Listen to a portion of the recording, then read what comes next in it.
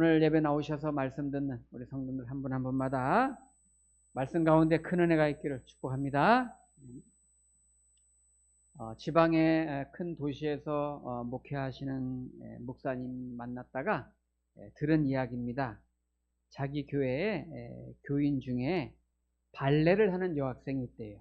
청년 자매인데 발레를 아주 참 잘하는데 이 여학생이 귀가 들리지 않는 청각 장애인인 거예요. 여러분, 발레는 음악이 들려야 되고 음악을 들으면서 막 다리도 막 들고 막 또 춤도 추고, 그죠? 그러니까 점핑도 하고 막 회전도 하고 그래야 되는 건데 귀가 전혀 들리지 않으니까 이 자매는 여러 사람이 함께 추는 군무라고 하잖아요. 군무. 같이 이렇게 추는 뭐 백조의 호수라든지 뭐 이렇게 함께 춤을 추는 거는 이렇게 막 눈치 보면서 잘 같이 하는데 혼자 나가서 해야 되는 대목에서는 춤을 거의 못 추는 거예요. 왜냐면 음악이 들리지 않으니까. 음악에 맞춰서 손을 내리고 회전을 하고 춤을 춰야 되는데 음악이 들리지 않으니까 안 되는 거예요.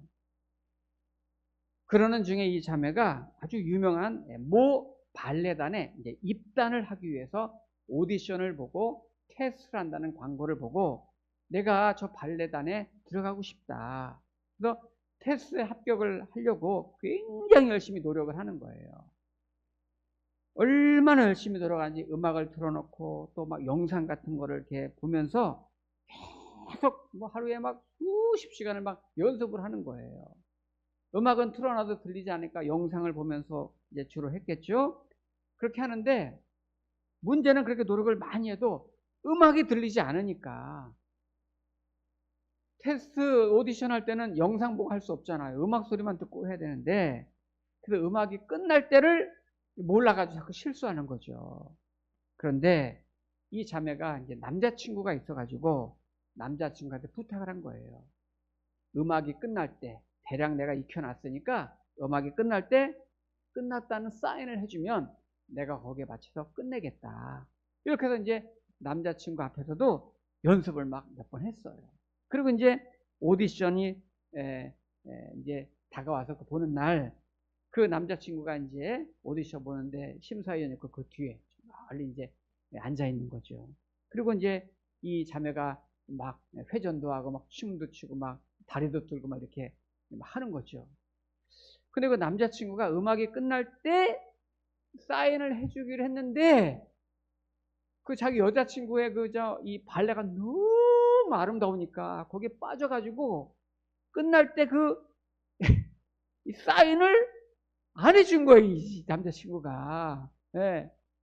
거기서 사인을 해줬어야 되는데 끝났다고 이제 음악 그친다 이렇게 해줘야 되는데 이 남자친구 거기에 빠져가지고 그 사인을 안 해주는 바람에 깜빡한 거죠. 그러니까 이미 끝났는데도 음악이 이 자매는 계속 그냥 춤을 추는 거예요.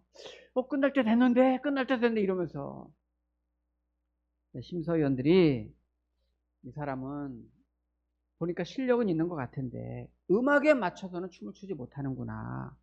탈락을 시킨 거죠. 이 자매는 전혀 듣지 못하니까 아무리 연습해도 음악을 듣지 못하니까 결국 그 테스트에서 탈락하고 집에서 며칠 울은 거예요.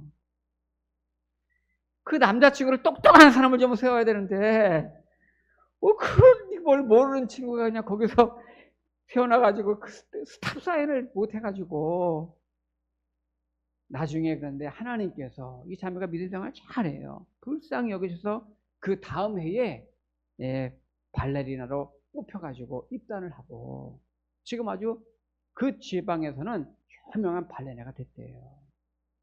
이 자매가 믿음이 얼마나 좋은지 매주마다 이렇게 설교를 듣는데 이제 이 청각장애니까 설교를 못 듣잖아요. 근데 목사님이 뭐 수화로 이렇게 또 설교할 수도 없고 그래서 목사님의 입모양을 보고서 이 자매가 설교를 듣는데요. 입모양을 보면은 대략 안다는 거예요. 그리고 다 알아듣지 못하니까 집에 오면은 교회 유튜브 영상을 또 틀어놓고 그날 목사님의 설교를 또 막 그 설교를 그 입모양을 보면서 설교를 반복해서 또 듣는다는 거예요. 야, 이렇게 정말 믿음이 열심히 특심인 이 자매가 있는 거죠. 야, 지금 그러니까 귀는 들리지 않지만은 자기가 영상을 통해서 그 목사님의 입을 통해서 정말 예수의 말씀을 듣고 싶고 예수를 너무너무 사랑하니까 그 애씀이 정말 하나님의 마음을 감동한 것 같습니다. 하나님께서 자매의 귀를 잘 열어주셨어요. 듣는다는 게 얼마나 중요한지. 오늘 우리가 4장 읽었는데요. 거기 첫 시작이 이렇게 시작하죠. 예수님 비유 말씀하시면서 3절에 보니까 4장 3절에 보니까 들으라 씨를 뿌리는 자가 뿌리러 나가서, 그리고 이제 그 비유를 맺으면서 9절에 보니까 또 이르시되 들을 끼는 자는 들으라 하시니라. 들으라. 여러분 예수님의 말씀을 자꾸 들으시기 바랍니다. 자꾸 들으셔야 돼요. 믿음은 들음에서 나는 거예요. 들음에서 생기는 거예요. 근데 우리 한국 사람들이 공부를 잘 안 하려고 그래. 공부하셔야 돼요, 여러분. 네? 공부하고 배우고 듣고 이런 거를 자꾸 하셔야 돼요. 보세요. 지금 우리가 초등학교 6년 배우죠. 중고등학교 보면 6년. 그럼 12년을 학교 다녀요. 조금 더 공부했다. 그럼 대학 가서 16년 공부해요. 16년 공부한 거 가지고 세상에 40년, 50년, 60년 평생 울거먹고 살으려 그래. 겨우 16년 공부하고 이 막 하루가 다르게 막 변화무쌍하게 달라진 이 시대를 어떻게 평생 공부도 안 하고 그렇게 50살, 60살, 70살, 80살을 그렇게 살으려고 그래요. 배짱도 좋으셔. 예? 공부를 자꾸 하셔야 돼요, 여러분. 자꾸 이러면 직장 다니는 분들 요즘 보세요. 우리 교회 선생님들도 많이 계신데 공부하라고 하죠. 연수도 있죠. 자꾸 배우셔야 돼요. 요즘 학생들이 얼마나 똑똑한데요. 그래서 우리 성도님들도 자꾸 기회가 되면 가서 배우고 공부하고 듣고 그렇게 하셔야지 앞으로 50년, 60년, 70년, 100세 시대인데 그때까지 살려면은 자꾸 배우셔야 돼요. 교회 오셔서 자꾸 말씀도 듣고 또 배우고 그렇게 해서 내 믿음이 성장하고 영적인 실력도 쌓아 가셔야 되는 거예요. 아무것도 안 배우고 어떻게 그냥 공짜로 인생을 그렇게 살으시려고 그럴까? 살기 힘들어요. 앞으로는 그렇게 살면은. 오늘 예수님이 들어라. 누가 하나님 말씀을 들을 수 있을까요? 정말 주님을 사랑하는 사람, 하나님 말씀을 들으면 이 말씀이 나를 살린다고 믿는 사람, 이런 사람이 말씀을 듣습니다. 로마서 10장 17절 말씀처럼 믿음은 들음에서 나며 들음은 그리스도의 말씀으로 말미암았느니라. 그 말씀을 듣는 사람이 믿음이 생기고 믿음이 있어야 구원도 받는 거예요. 오늘 아침에 나온 성도님들 자꾸 말씀을 들으시기 바랍니다. 자, 오늘 예수님이 4종류의 밭을 지금 설명하고 있는데 우리가 방금 읽었지만 씨가 길가에도 뿌려지고 또 이 가시떨기에도 떨어지고 또 흙이 돌밭에도 떨어지고 좋은 땅에도 떨어지고 그랬단 말이에요.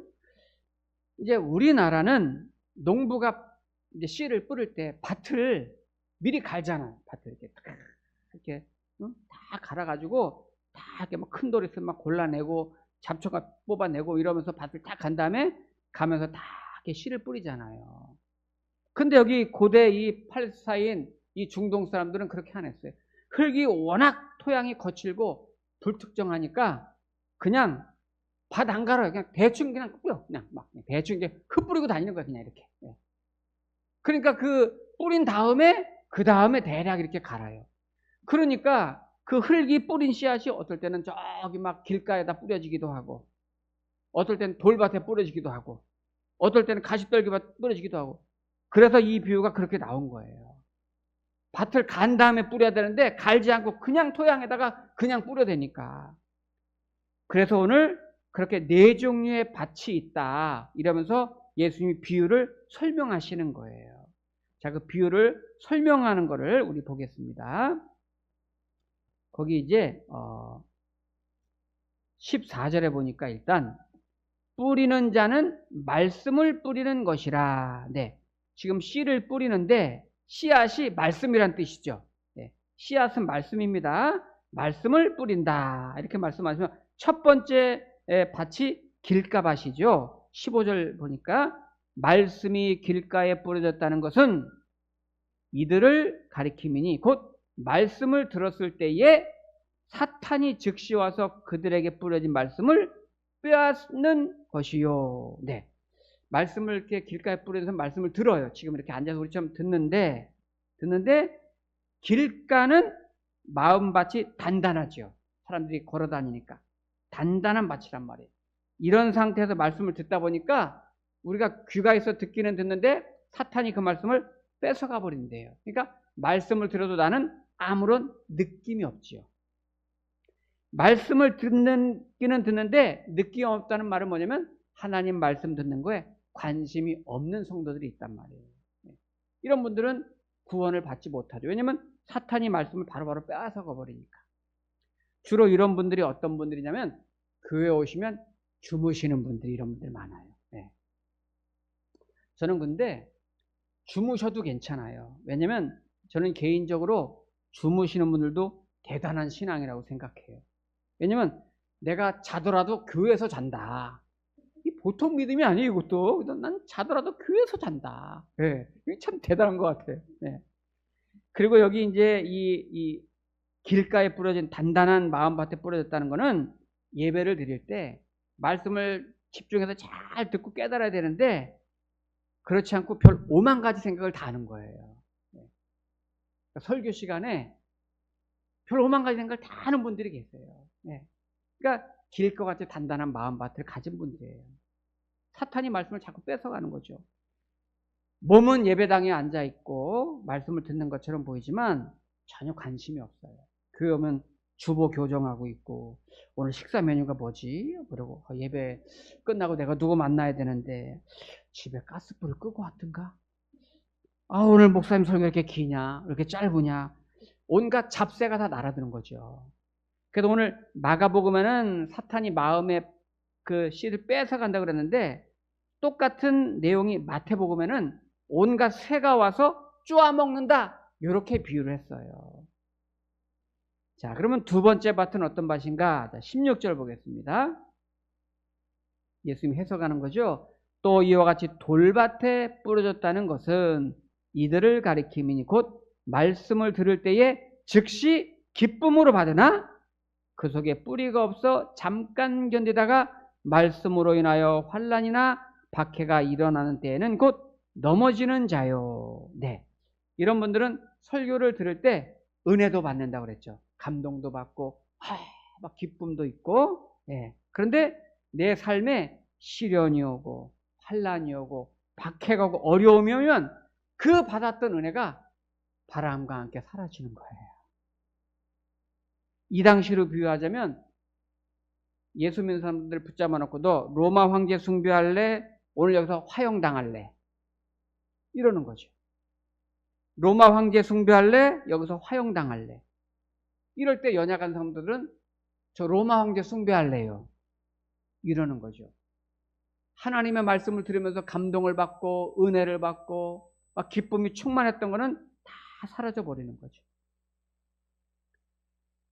그렇게 신앙생활 잘하고 말씀으로 은혜 받으면서도 때로는 내 자녀에게, 때로는 내 가정에, 때로는 일터에 어려움이 닥치고 감당하기 힘든 일이 닥치면 믿음이 그냥 여지없이 흔들리는 분들 계세요. 그냥 무너져 버리는 분들 계세요. 그런 분들이 돌밭 같은 마음을, 그런 밭을 가지신 거예요. 자, 세 번째는 무슨 밭이 있습니까? 우리 18절. 또 어떤 이는 가시떨기에 뿌려진 자니 이들은 말씀을 듣기는 듣되, 네, 가시떨기 떨어졌네요. 세상의 염려와 재물의 유혹과 기타 욕심이 들어와 말씀을 막아 결실하지 못하게 되는 자요.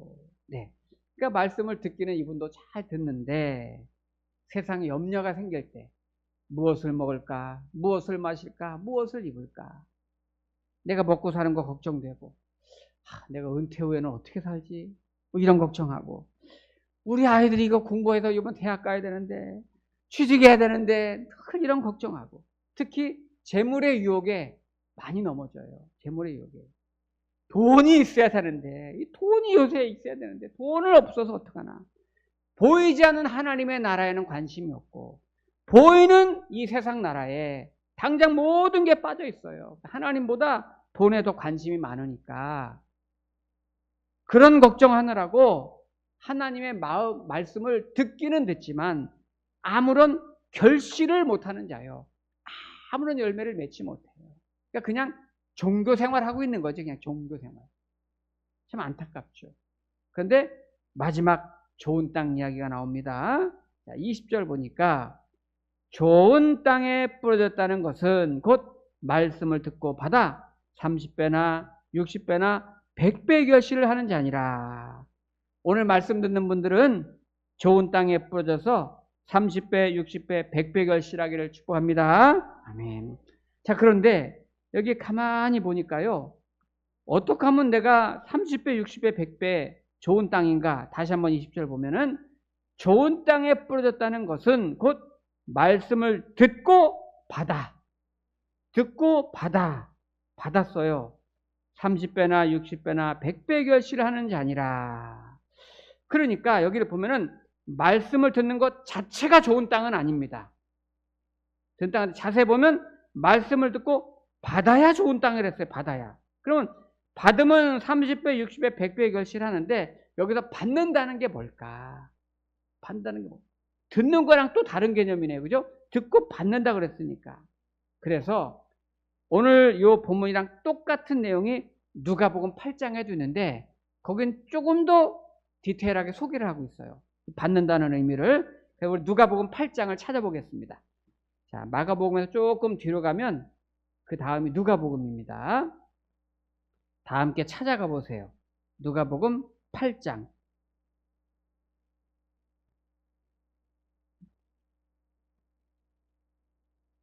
15절 말씀입니다.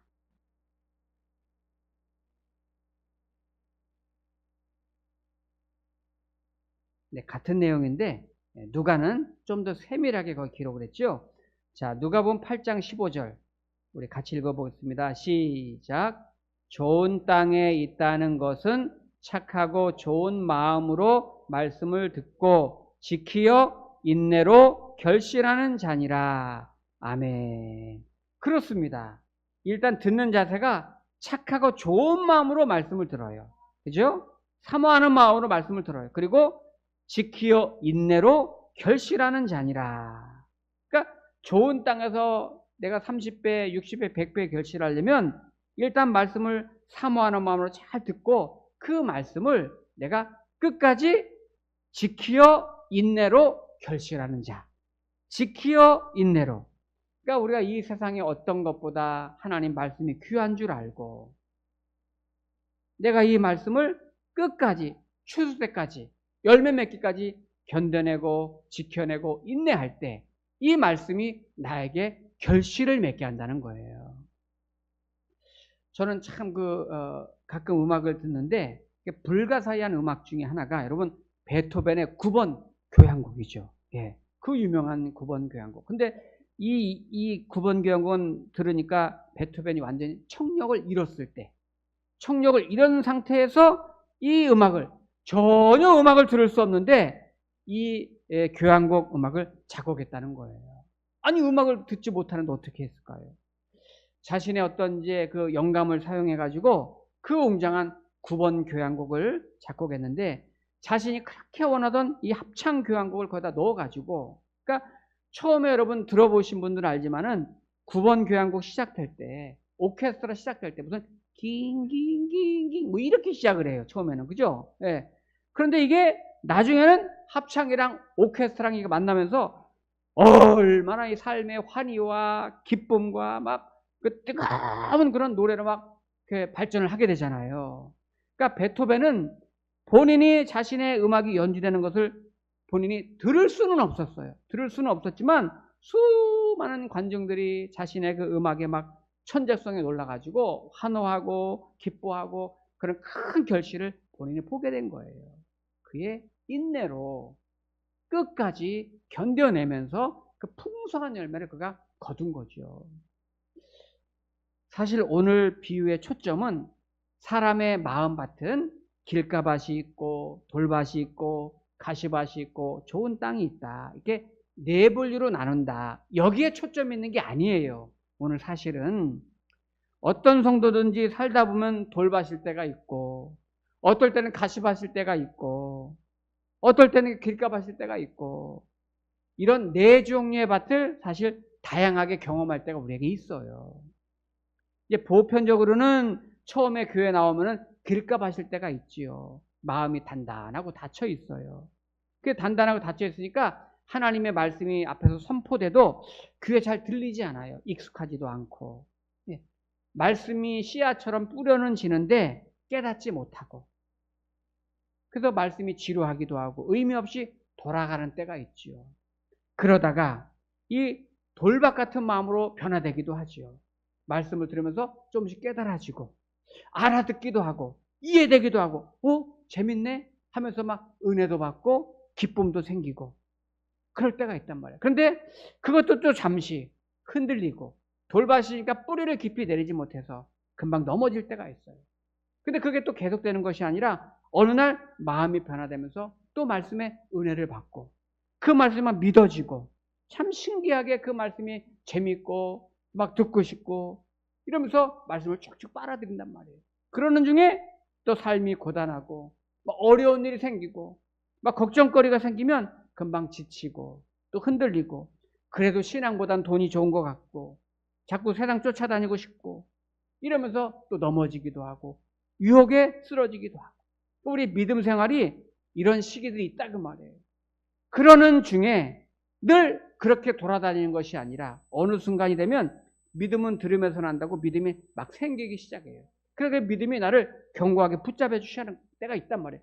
꾸준하게 말씀을 듣고 또 듣고 처음엔 잘 알아듣지 못하더라도 자꾸 내가 예배자를 지키면서 말씀을 듣다 보면 어느 날 그 말씀이 막 이 성령 하나님께서 내 안에 막 깨닫게 하시는 거예요. 그 말씀에 결단하게 되고 그리고 말씀을 통해서 구원의 은혜를 경험하고 내 영혼이 막 소성케 되고 세상에서 누리지 못했던 말씀을 통해 누리는 건 평안함과 기쁨이 있고 막 용기가 나고 지혜가 생기고 말씀처럼 혼과 영과 관절과骨을 찔러 쪼개기까지 하면서 막 영적으로 육적으로 치유되는 것을 경험하고 하나님 말씀처럼 내 발에 등이 되고 내 길에 빛이 되는 것을 경험하면서 열매가 나타나기 시작하는 거예요. 그러면서 내가 이렇게 살면 안 되겠구나.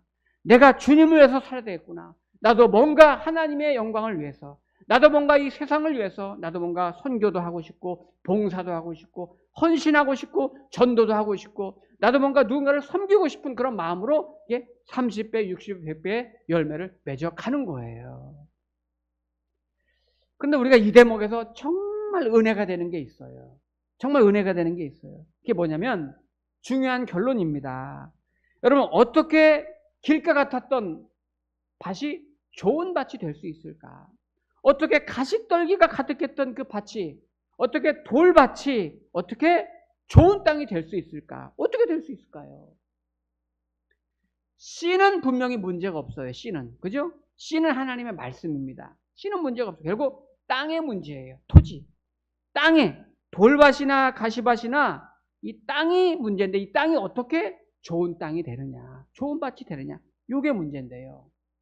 여러분 씨 뿌리는 자는 농부인데 농부는 복음서에서 항상 하나님 아버지를 의미하죠. 농부가 가능성이 없는 이 인생들의 밭을 돌밭 같은 저와 여러분들, 가시밭 같은 저와 여러분들, 가능성이 없는 저와 여러분들을 끊임없이 택하셔서 개간하시고 갈아엎으시고 경작하시면서 그렇게 열심히 농부가 쉬지 않고 그 밭을 개간하고 경작하면서 좋은 밭으로 만들어 가신다는 거예요. 여기에 우리의 은혜가 있는 거예요. 농부의 열심, 즉 하나님의 열심이 우리를 향해서 있다 그 말이에요. 우리들 같으면 포기하겠지만 하나님은 그렇지 않으세요. 하나님은 저와 여러분에 대해서 기다려주시고 참아주시고 품어주시고 안아주시고 끝까지 우리를 놓치지 않고 계속해서 개간하시고 경작하시면서 계속 좋은 땅으로를 만들어 가신다는 거예요. 이게 하나님의 사랑이에요. 여러분 지금 예수님이 이 말씀을 제자들에게 비유로 설명해 주고 있다고 그랬어요. 제자들에게. 여러분 제자들의 믿음이 좋았습니까? 아닙니다. 제자들 믿음이 형편없었어요. 얼마나 형편없는데 예수님이 십자가에 못 박혀 돌아다 다 도망가 버리고, 심지어 부활했을 때에도 처음엔 믿지도 않았어요. 다 자기 먹고 살 길로 가버렸단 말이에요. 그런데 예수님이 길가처럼 단단했던 제자들, 이 돌박 같았던 가시떨기 같았던 그 제자들의 마음을 끝까지 찾아가서 개간하시고 붙드셔서 경작하시고 계속해서 예수님께서 그들을 갈아엎으셔가지고 그렇게 하는 과정에서 드디어 어느 날 그 제자들이 눈이 열리고 귀가 열리면서 마음이 열리면서 오, 주님은 나의 주님입니다. 하나님이십니다. 나의 하나님이십니다. 고백하면서 저희가 이제 주님 없으면 살아갈 수 없습니다. 옥토로 변해서 평생 사는 동안 주님 증거하며 그렇게 살게 된 거잖아요. 그러니까 이 옥토는 내가 개간해서, 저와 여러분 내 스스로가 내 인생을 개간해서 경작해서 만드는 그런 땅이 아니라 나는 스스로 땅을 갈아엎을 수 없어요. 농부가 하나님께서 그 일을 하시는 거예요. 하나님이 저와 여러분들 그렇게 자꾸 만들어 가신다는 거예요. 여기에 우리를 향한 하나님의 사랑이 있고 은혜가 있는 것입니다. 나 같은 게 뭐라고, 별것도 아닌데, 하나님은 내버려둬도 할 말 없는 존재들인데도 하나님은 끝까지 나를 포기하지 않으시고, 여러분 오늘 이 비유는 네 종류의 성도가 있다 이런 뜻이 아니에요. 저로부터 시작해서 내 힘으로는, 우리 힘으로는 누구도 우리는 좋은 땅을 만들어낼 수 없어요. 저와 여러분들은 희망이 없는 사람들이고 저와 여러분들은 스스로가 아무것도 할 수 없단 말이에요. 때로는 우리가 돌박 같은 인생을 가고 때로는 가시떨기 같은 그런 인생을 살아갈지라도 농부이신 하나님께서 우리를 끝까지 놓지 않고 갈아엎으시고 가시덤불 다 치워주시고 아주 보들보들 좋은 땅으로를 만들어 가시면서 저와 여러분 인생 가운데 30배, 60배, 100배의 결실을 거두게 하시는 거예요. 그러므로 여러분 꼭 기억하세요. 내가 내 모습을 보고 내 상황을 보면서 야, 참 너 성질도 못 돼가지고 네가 뭘 하겠냐. 우리 집 환경 내 상황을 봐라. 내가 앞으로 뭘 하겠나. 나는 실패야. 나는 어려워. 나는 안 돼. 여러분 그렇게 내 스스로 나를 함부로 규정하지 마세요. 여러분 나를 바꾸시는 분은 하나님이십니다. 여러분. 그리고 내가 내 자녀에 대해서도 내 이웃들에 대해서 마찬가지예요. 함부로 외모만 보고 함부로 겉모습만 보고 그 사람을 규정하지 마세요. 너는 할 수 없어. 너는 안 돼. 네 실력으로 뭐가 돼. 그렇게 말하지 마세요. 여러분.